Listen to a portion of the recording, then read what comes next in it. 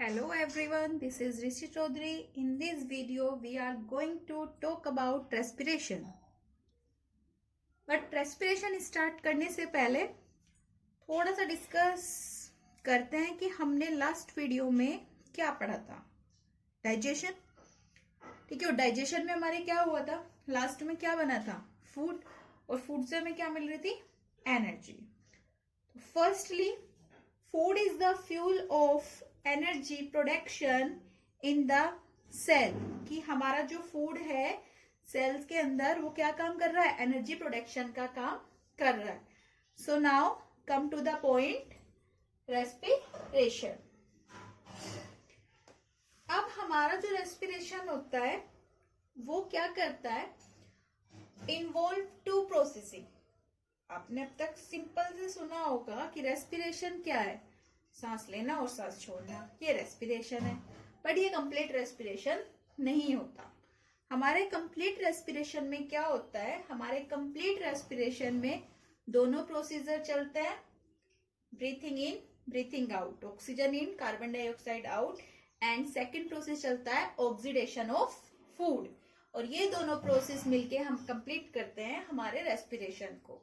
तो हम यही देखेंगे कि दोनों स्टेप्स हमारे कैसे होते हैं और किस तरीके से चलता है इनका प्रोसेस। तो it respiration involve two process, first physical process, second biochemical process. Physical process में क्या होगा, exchange of O2 and CO2, यानी कि ऑक्सीजन को सेल में इन करना, सेल के अंदर आना, और कार्बन डाइऑक्साइड का सेल से बाहर जाना। ओके, ये हमारा क्या कहलाता है, ब्रीथिंग, इसे हम कहते हैं ब्रीथिंग।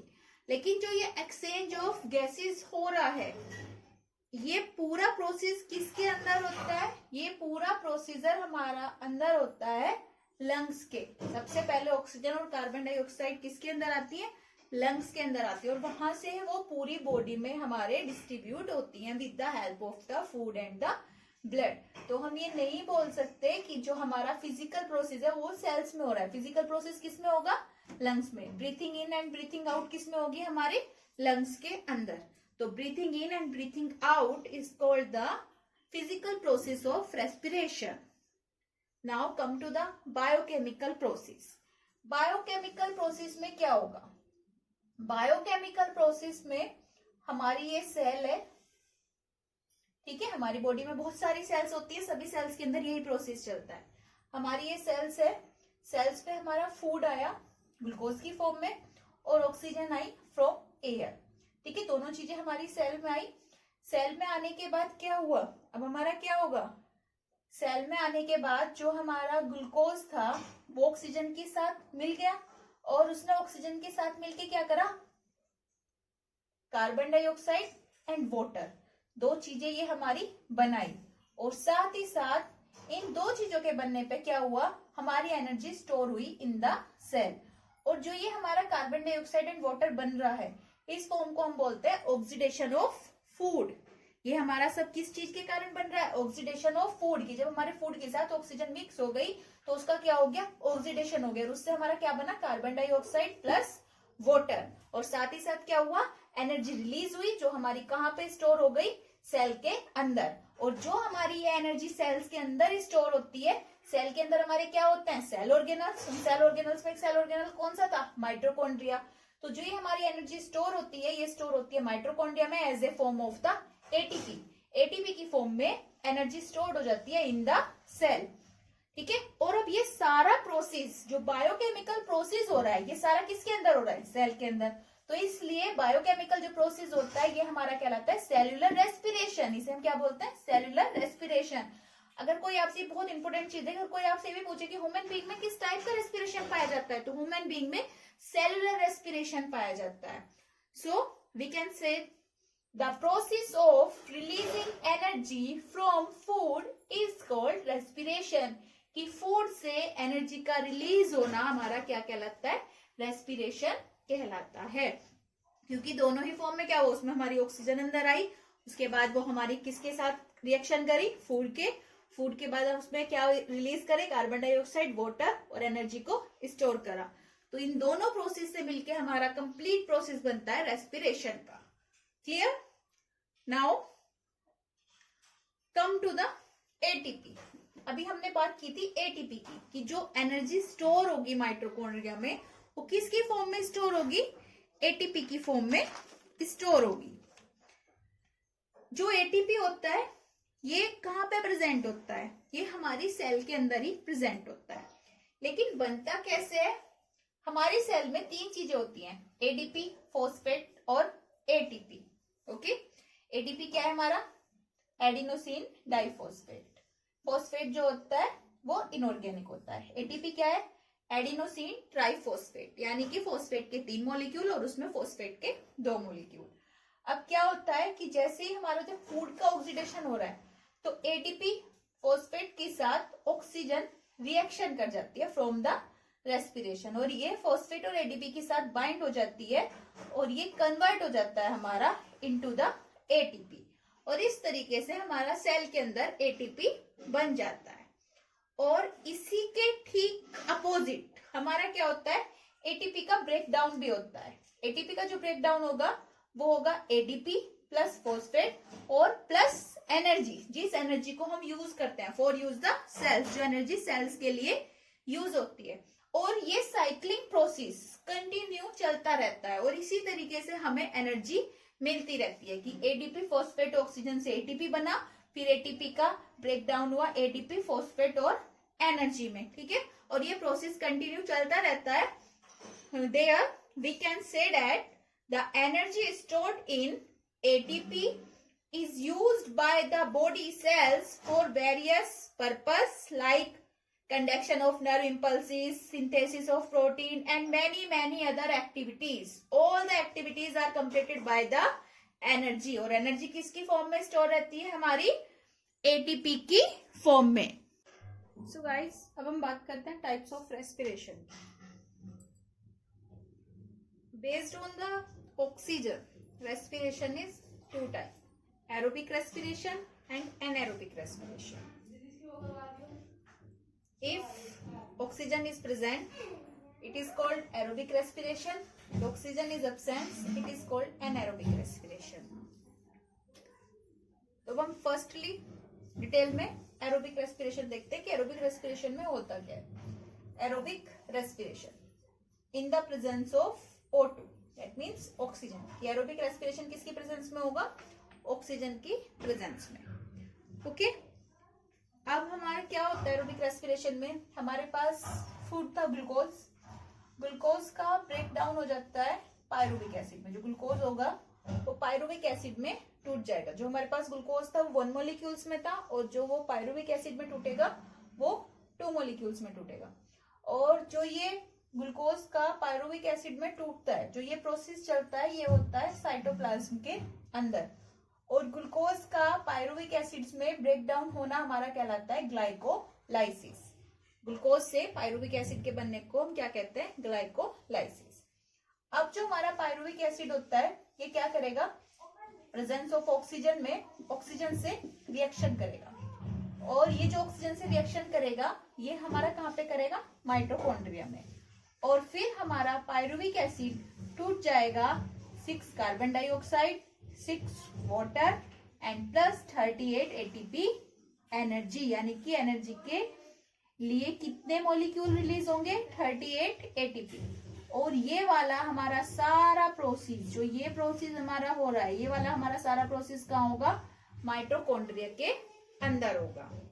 ओके, और जो हमारे ये एटीपी रिलीज होते हैं 38 एटीपी रिच एनर्जी, इनके अंदर बहुत सारी एनर्जी होती है, जिसके कारण हम क्या करते हैं? अपनी सारी एक्टिविटीज को कंप्लीट कर पाते हैं। जितना भी हम वर्क करते हैं सबके लिए हमें एनर्जी की जरूरत होती है, तो सारी एनर्जी हमें कहाँ से मिलती है? यहाँ से मिलती है, एरोबिक रेस्पिरेशन से मिलती है। एरोबिक रेस्पिरेशन किसके अंदर पाया जाता है? Lion, tiger, elephant, cat, dog and human being. Human being में भी कौन सा रेस्पिरेशन है? Aerobic respiration. Okay guys, clear? Now anaerobic respiration. Anaerobic यानी कि अब्सेंस ऑफ ऑक्सीजन। तो एनारोबिक रेस्पिरेशन हमारा कैसे होगा, अब्सेंस ऑफ ऑक्सीजन में होगा। अब जो एनारोबिक रेस्पिरेशन होता है इसमें क्या होता है, ये हमारा दो कंडीशंस में होता है। पहले बात करते हैं फर्स्ट कंडीशन की। ग्लूकोज का ब्रेक डाउन वही पायरुविक एसिड में होगा। ये वाला प्रोसेस दोनों का सेम होगा, एरोबिक का भी और एनारोबिक का भी। ग्लूकोज हमारा पायरुविक एसिड में ब्रेक डाउन हो जाएगा, जिस प्रोसेस को हम क्या कहेंगे, ग्लाइकोलाइसिस, और ये किस में होगा, साइटोप्लाज्म में। ओके, सेम है। अब जो हमारा एनारोबिक रेस्पिरेशन पाया जाता है ये ईस्ट में पाया जाता है, तो किसके एब्सेंस में पाया जाएगा, O2 के एब्सेंस में। तो यहाँ पे O2 किसके साथ कोई इक्वेशन नहीं होगी, कोई रिएक्शन नहीं बनेगी। तो जब ईस्ट का फर्मेंटेशन होता है तो हमारा जो पायरुविक एसिड होता है वो हमारा ब्रेक डाउन हो जाएगा ethanol plus 2 carbon dioxide and 2 ATP energy. तो इसने क्या बनाया, ethanol, carbon dioxide and energy. और एनर्जी कितने मॉलिक्यूल्स में, 2 ATP मॉलिक्यूल्स में। डेट मीन्स कि कितनी एनर्जी रिलीज हो रही है उसकी कंपेयर में बहुत सारी 36 मॉलिक्यूल्स कम है, तो ये कितनी एनर्जी, लेस एनर्जी है। लेकिन इसमें और इसमें यहाँ पे एक और डिफरेंस है कि ये वाला प्रोसेस हमारा माइटोकॉन्ड्रिया में हो रहा था, वो वाला साइटोप्लाज्म में हो रहा था। यहाँ पे ये कंप्लीट प्रोसेस ग्लूकोज से लेकर आपका 2 ATP एनर्जी तक सारा कंप्लीट प्रोसेस कहाँ पे होगा, साइटोप्लाज्म में ही होगा। ओके, अब सेकंड कंडीशन इसकी क्या आती है, सेकंड कंडीशन इसकी आती है कि कभी कभी जब हम फिजिकल एक्सरसाइज करते हैं या रनिंग करते हैं या कोई जो घर पे पेट डॉग होता है वो बहुत तेज भागता है या भौंकता है, तो आपने देखा होगा उनकी ब्रीथिंग रेट, हार्ट बीट, सब चीज क्या हो जाती है, फास्ट हो जाती है, बहुत जल्दी जल्दी चलने लगती है। ऐसा लगता है कि सांस से चढ़ रहा है, बहुत तेजी से हो जाती है। तो उसका तेजी से होने का कारण क्या होता है कि हमारी बॉडी जब हम वर्कआउट करते हैं तो वो बहुत ज्यादा ऑक्सीजन मांगती है, और उसमें जो ऑक्सीजन जाती है वो जल्दी जल्दी जाती है। तो उतनी ऑक्सीजन हम अपनी मसल्स को दे नहीं पाते हैं, तो हमारी मसल्स क्या करती है, एनारोबिक रेस्पिरेशन को टेक प्लेस कर लेती है। तो इसलिए जो एनारोबिक रेस्पिरेशन की सेकंड कंडीशन होती है वो होती है मसल टिश्यू में। और उसका एग्जांपल ह्यूमन बीइंग की, हम ह्यूमन बीइंग है या कोई एक टाइगर है और वो अपने शिकार के लिए किसी हिरन के पीछे है, तो भी उसे वो क्या होगा, बहुत तेज भागेगा, तो उसे बहुत सारी ऑक्सीजन चाहिए, तो उसकी मसल्स में जो ऑक्सीजन प्लेस करेंगी वो भी कौन से रेस्पिरेशन से करेंगी, एनारोबिक रेस्पिरेशन से करेंगी। ओके, तो इसमें क्या होता है, ये वाला प्रोसेस इसमें भी हमारा सेम होगा, ग्लूकोज का ब्रेकडाउन पायरुविक एसिड में ही होगा, और ये हमारा क्या कहलाएगा, ग्लाइकोलाइसिस कहलाएगा, और किसके अंदर होगा, साइटोप्लाज्म में होगा। उसके बाद अब्सेंस ऑफ ऑक्सीजन में जो पायरुविक एसिड होता है हमारे मसल टिश्यूज में वो टूट जाता है 2 lactic acid plus 2 ATP energy. देखो इसमें हमारी कार्बन डाइऑक्साइड भी रिलीज नहीं होती, हमारी मसल्स में क्या हो जाता है, लैक्टिक एसिड रिलीज हो जाता है प्लस 2 ATP एनर्जी रिलीज हो जाती है। ओके, और साथ ही साथ इस तरीके से अब हम क्या बोल सकते हैं कि जो हमारा मतलब ग्लूकोज अब्सेंस में टूट रहा है ऑक्सीजन के, वो 2 चीजें बनाता है, इथेनॉल वो किसकी फॉर्म में, ईस्ट में, और लैक्टिक एसिड वो किस में, आर मसल टिश्यूज में और अदर एनिमल्स मसल टिश्यू में। So we can say anaerobic respiration take place in our muscles during heavy workout or physical exercise when O2 gets up faster in the muscle cell that can be supplied by the blood। कि जब हम कोई physical exercise करते हैं या workout करते हैं तो हमें बहुत जल्दी जल्दी O2 चाहिए हमारी मसल्स तक पहुंचाने के लिए, और जब वो वहां पर नहीं पहुंचती तो डायरेक्ट ब्लड से हम रेस्पिरेशन कर लेते हैं without oxygen, that is called anaerobic respiration. Okay, अब बात करते हैं सिमिलरिटी और डिफरेंस की। Similarity between aerobic and anaerobic respiration, कि दोनों के बीच में क्या सिमिलरिटी होती है। तो जो हमारी दोनों ही केसेस में सिमिलरिटी होती है एरोबिक और एनारोबिक में, वो हमारी होती है energies produced by the break down of the food like glucose, की जो दोनों ही कंडीशन में हमारी एनर्जी प्रोड्यूस्ड हो रही है वो किसके ब्रेक डाउन से हो रही है, ग्लूकोज के। ओके, और जो ग्लूकोज का ब्रेक डाउन हो रहा है दोनों ही कंडीशंस में, एरोबिक और अनएरोबिक में वो किसकी फॉर्म में हो रहा है, पायरुविक एसिड की फॉर्म में। दोनों का ब्रेकडाउन किसकी फॉर्म में हो रहा है, पायरुविक एसिड की फॉर्म में। और ये प्रोसेस क्या कहला रहा है, ग्लाइकोलाइसिस, और किसके अंदर हो रहा है, साइटोप्लाज्म के अंदर। तो ये तो है हमारी similarity between aerobic and anaerobic respiration. Now come to the difference between aerobic and anaerobic respiration. Aerobic respiration, presence of oxygen. Anaerobic respiration, absence of oxygen. Aerobic respiration में complete breakdown of food का complete breakdown होता है, but in anaerobic respiration partial breakdown of the food. जो food का breakdown होता है partial होता है, पूरी तरीके से breakdown नहीं होता है। एरोबिक रेस्पिरेशन में जो हमारे एंड प्रोडक्ट बनते हैं वो हमारे बनते हैं CO2 एंड H2O, यानी कि carbon dioxide and water. But anaerobic respiration में हमारे जो एंड प्रोडक्ट बनते हैं दोनों ही केसेस में, इन केस ऑफ एनिमल और ईस्ट हमारा क्या है, एक प्लांट है। तो एनिमल में क्या बनता है, लैक्टिक एसिड। एनिमल्स में हमारा क्या बन रहा है, लैक्टिक एसिड बन रहा है, और ईस्ट में हमारा क्या बन रहा है, इथेनॉल बन रहा है। ओके, एंड फोर्थ पॉइंट हमारा हो जाता है फॉर्म ऑफ द एनर्जी। तो जो हमारा एरोबिक रेस्पिरेशन है वो कैसी एनर्जी रिलीज कर रहा है, लार्ज एनर्जी हमारी वहां से रिलीज हो रही है। लेकिन जो हमारा क्या है, एनएरोबिक रेस्पिरेशन है, वहां पे एनर्जी कैसे रिलीज होती है, लेस।